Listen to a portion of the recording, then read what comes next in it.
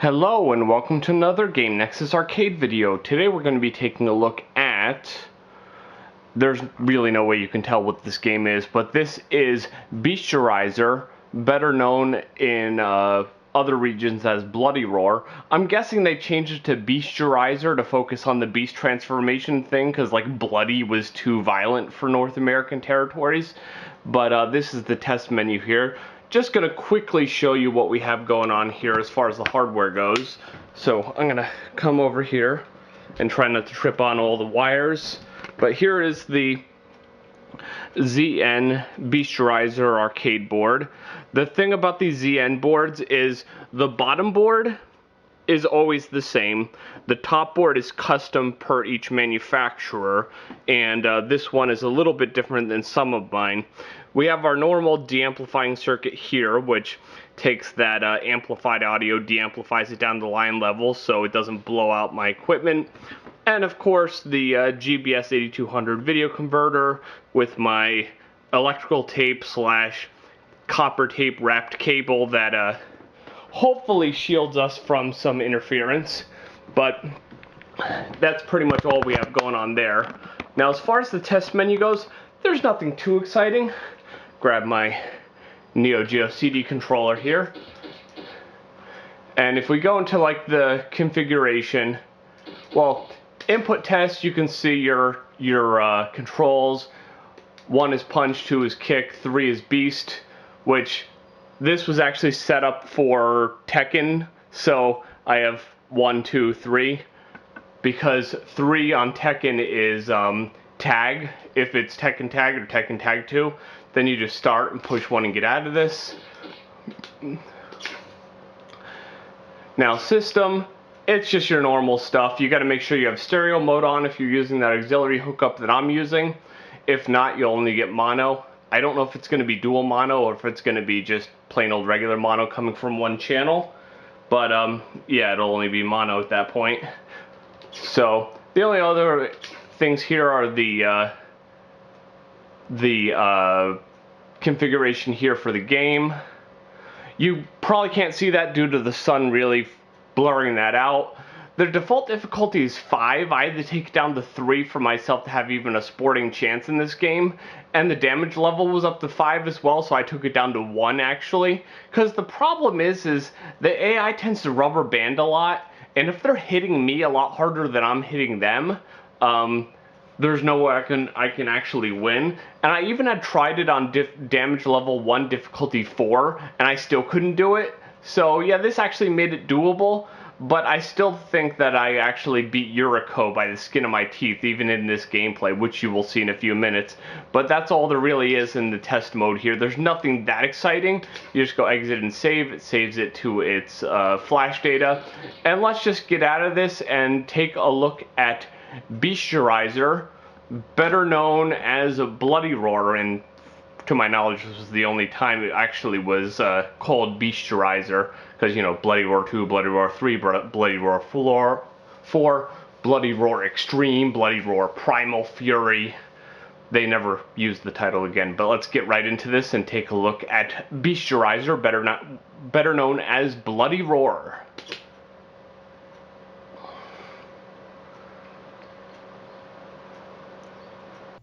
Okay, and as this is the USA version, it has the Winners Don't Use Drugs screen like usual. And if you want to see that intro, I did upload that in a video much earlier. But you can see there are 8 characters in this game. And of course, this series would go on to have many more characters in later iterations, but, you know, first one usually starts out pretty basic. And now, if you didn't know much about this game, it's based off of the Sony PlayStation, which is the ZN-1 Arcade board. And as I had mentioned in the beginning there, if you ever see many ZN-1 games, they will have the same bottom board, but depending on the manufacturer, the top board will be completely different. Like for instance, if it was a Capcom game, the Capcom top board for the ZN board would look a lot different than, say, this one by Rising / Hudson. Now, as far as Bloody Roar goes, the arcade version was released in Japan on July 7th of 1997. I would imagine it probably hit North America a little bit later than that, but unfortunately I'm not seeing any data on this. But as far as the only port to be released for this game, you had October 31st of 97 for North American PlayStation. Strangely, November 6th of 97 for Japanese PlayStation. The reason I say strangely is because the American version usually comes out after the Japanese version, but in this case it came out like a week before. And then finally, in PAL territories in Europe, they didn't get this game until March of 1998. And if you don't really know anything about the release of video games, is 9 out of 10 times the reason why the European release is delayed is because they have to translate it into like Spanish and French and everything, because there's so many different languages in Europe, whereas like here in America, the game's in English, that's usually all they really have to do. And of course in Japan, Japanese, that's all. So it just takes a little bit more work to release it in European countries. But basically, as far as this game goes, it's a fairly simple setup. You have a punch, a kick, and the third button, which is typically referred to in most instruction manuals as the beast button, which the reason why it would be referred as such is because if your beast meter is flashing and you press the third button, it will turn you into your beast character. As you can see right now, both characters here have a full beast meter, and that would allow them to transform. And the good thing about being transformed in this game is twofold here. First of all, you hit harder. There's no way around that. If it's a regular human versus like a lion or something, of course the lion's going to attack harder. Plus, you get what I tend to call beast regeneration. If you see the health bars, how when there's that like part that's kind of like there, but it's not fully shaded in. If the enemy doesn't hit you, that part will regenerate. That's why I call it beast regeneration. And that's another advantage. Plus, there's like some moves that you can do in beast mode that you can't do when you're just your human character. So that really helps. And honestly, I find that like if Gato here is human and he's attacking me as a beast character, it doesn't seem like I take as much damage. Now, as I was mentioning in the beginning there, defaultly set as damage 5 when I initially hooked up this board, the AI just hits a heck of a lot harder, and combined with like a fairly unbalanced rubber band in difficulty, it just makes this game a little bit harder than it really should be.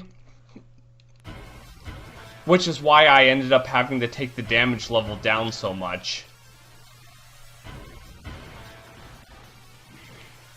And now, as far as the development of this game goes, on Wikipedia it says, Bloody Roar was originally released as an arcade game titled Beastorizer in America and was shown at the Electronic Entertainment Expo under that title.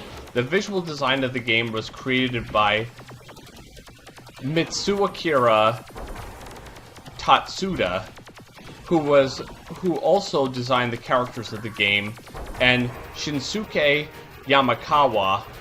The arcade soundtrack was composed by Atsuhiro Motoyama, Kenichi Koyano, Manabu Namiki, Hiroshi Sakimoto, and Masaharu Iwata, and Tomoko Miyagi, and published in 1997 by Wonder Spirits, which is something that's very common in Japan. Even if it's just an arcade game, you always tend to get a soundtrack released because I guess Japanese people love their video game music, whereas here in America, it's like, I know around this time it was only like select games, like you would see the Final Fantasy VII soundtrack, or like some really popular game. It's like, well, you like this game? Here's something else you can buy. But, how do you say it? It wasn't a common practice that every game that released to the open market would, like, get a soundtrack release. And I could remember, like, the old video game magazines, like EGM and GamePro. You would see, like, that section where there was the import stuff, and it'd be like, buy the soundtracks to your favorite games, and they were always, like, the Japanese versions, because we just simply didn't have them here. And then it says here, the soundtrack of the PlayStation version was composed by Takayuki Nagashi, who would compose Bloody Roar 3. Bloody Roar was re-released on PlayStation Network in North America on August 20th of 2009, which was your digital-only release for PlayStation 3, PlayStation Portable, eventually PlayStation Vita. And now, like, your main characters here would be, of course, Alice here, who is a bunny, or rabbit. And they say here, Alice Tsukagami is a rabbit zoanthrope who was kidnapped as a child by a secret research institution that conspired to use zoanthropes as weapons. After being subject to physical experimentation, her latent powers were awakened, after which she was used as a test subject and given battle training. However, she managed to escape the institution before being brainwashed, earning herself the freedom she had long sought. While hiding herself to regain her composure, she began to worry about a girl that Alice befriended in the institution, because the girl sacrificed herself by distracting Alice's pursuers during her escape. Alice decided to come out of hiding and fight against the institution. After the events of the story, Alice is adopted by her aunt, Mitsuko, and lives in peaceful life as part of her family. Now that's kind of like her backstory. And the other characters, I'm not going to go through their full backstories. You have Yugo, who is the wolf, Alan, who is a lion, Bakyu, who is a mole, Mitsuko, who is a wild sow, like a pig, or a boar even, Jinlong, who is a Chinese tiger. I guess that's different than a regular tiger. Then you have Gregory Jones, who is a gorilla. And then you have Hans Tuberman, who is nicknamed Fox. Which I guess, I didn't know that her name was Hans. But then again, it always showed her as Fox, and I was thinking to myself, so she got her name is like after her animal? That's kind of weird. And now the initial bit here they talk about is Bloody Roar, known as Bloody Roar Hyper Beast Duel in Europe and Japan, is a fighting game originally developed by Rising, now known as Aiding, as an arcade game. It was later adopted for PlayStation by Hudson Soft and published by Sony Computer Entertainment for PlayStation. The arcade version was released on July 7th of 1997 and was titled Beastorizer in North America. The PlayStation version was released in Japan November 1997, in North America under the title Bloody Roar on October 31st, in Europe March of 1998. Which, that's a notable thing, that the North American arcade version was called Beastorizer, but the North American PlayStation version was still just called Bloody Roar. I guess they didn't want to confuse everybody, so they decided to normalize everything.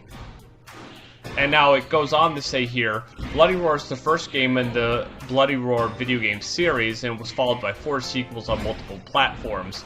The game's story centers around a group of warriors known as zoanthropes, who have the power to transform into half-human, half-animal beasts and the Tylon Corporation, an underground organization that seeks the use of zoanthropes as mind-controlled weapons. The game generally received positive reviews from critics for its originality and graphics, while the audio received mixed opinions. The game's success resulted in re-release for the best range on October 14th of 1999, which is the Japanese version of the greatest hits. And then, as I had mentioned earlier, they also got a digital-only re-release in 2009 on the North American PlayStation Network, as was traditional at the time. And now, as far as the publishers go, as I'd mentioned, Sony Entertainment themselves had published it in North America, Hudson Soft published it in Japan, and then Virgin Interactive published it in Europe, which actually was fairly common with European games to have different publishers. Virgin Interactive doing a lot of the publishing on different games in Europe that I've seen. But now, as far as that whole audio thing, it's probably just with the PlayStation version, but as far as the sound in this game goes, the music, the sound effects, everything just sounds so nice and sharp, in my opinion. Especially this being running off of just like a ROM board, no CD, no Redbook audio, nothing of that sort. Everything just sounds so nice and sharp. Graphics look wonderful to me. Although, then again, I'm one of those people who picked up a copy of Tobal number 1, had the really blocky PlayStation graphics, and I was like, this is just great, I love this. Whereas I had a lot of friends who were like, oh, well that looks like the original Virtua Fighter or Toshinden, and it's terrible. But I just kind of have an affinity for how PlayStation graphics look. Just that early 3D look is something I love. And it's just really nice, in my opinion, as far as video games go. And this game, especially when I have it going through the upscale properly and it's looking nice on my TV, just looks amazing. And this is one of those series, just like Virtua Fighter, I really wish would be like revamped and brought back with a new game.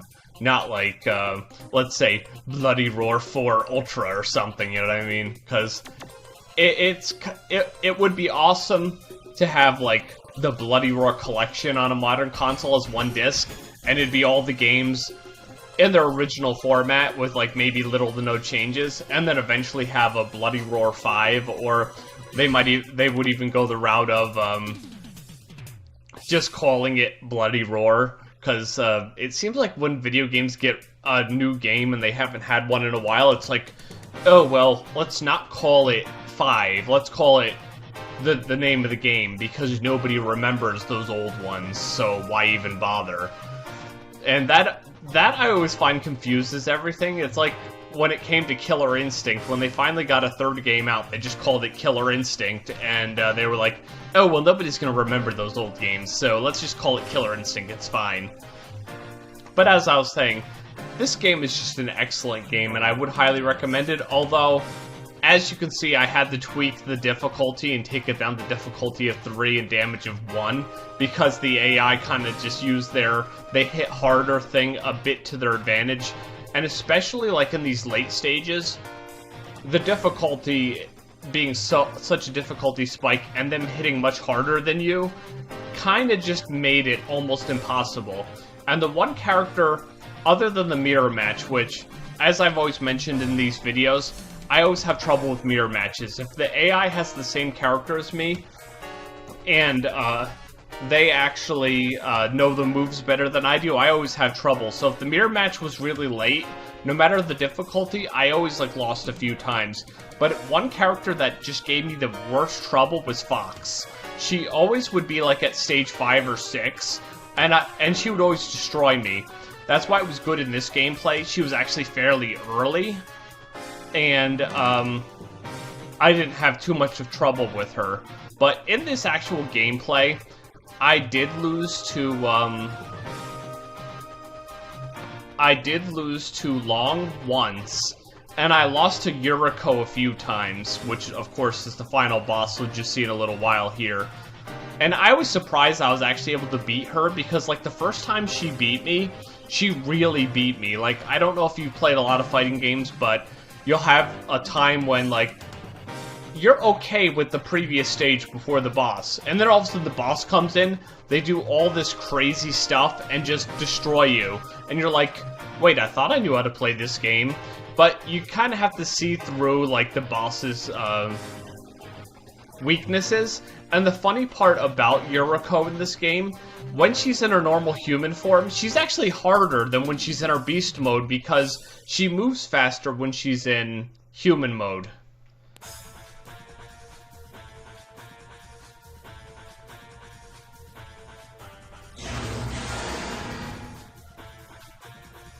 And now, if you've played any of the later Bloody Roar games, Yuriko here, when she's in her human form, actually reminds me a lot of Uranus, who is the boss of Bloody Roar 3 and Bloody Roar Primal Fury / Extreme.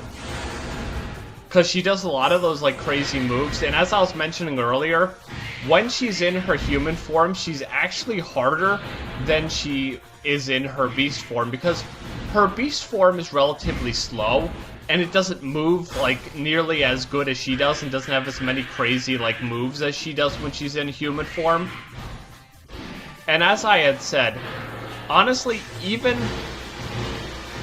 like looking back to this gameplay, like I see how badly she got me there, and she had still half health.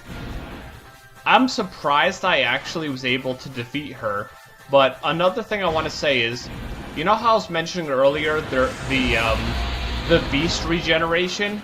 She has that in her human form. If you go back like a couple minutes and you see me attacking her, she has beast health regeneration when she's in human form, so that makes her a little harder.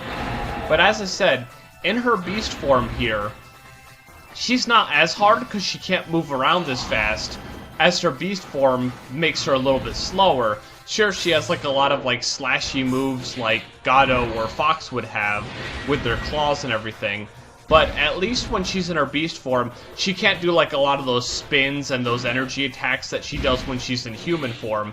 And it's a little bit easier to defeat her when she's in her beast form. It's one of those things that I thought to myself, like the first time I saw her beast transform when I was playing this, I was like, oh no, it's over now, because, you know, the walls close down, everything turns red, and you're like, oh my god, she's about to destroy me. But other than like her crazy slashy attacks, she's not as bad in her beast form. Although, one thing I will definitely say is that's a little bit annoying, although, as I said, since she's not as bad in her beast form, is that you can't knock her out of beast mode. She will stay in it once she's in it, but since, for me at least, it's easier to defeat her in beast mode, that's good. I can remember when this part happened, I was thinking, oh no, she's definitely got me now. And then I was somehow able to just slightly pull it out. And I was glad, because she's a pretty hard character. Definitely not as hard as the boss from Fighting Layer, though.